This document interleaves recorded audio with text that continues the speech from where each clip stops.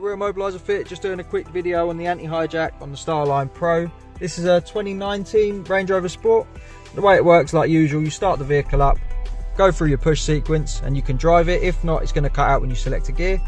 We heard our disarm tone. This system's going to monitor the door, so if the driver was to get pulled out at a set of traffic lights, a thief jumps in to drive the car away. They're going to drive off. There we go, they're driving away.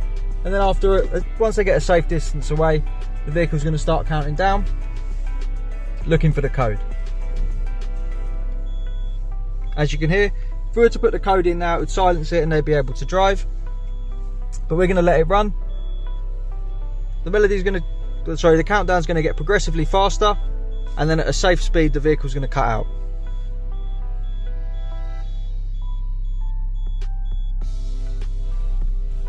There we go, the car's cut out. That's how anti-hijack works. Obviously, the thief's now going to run away. When the customer comes back to the vehicle, they start it up,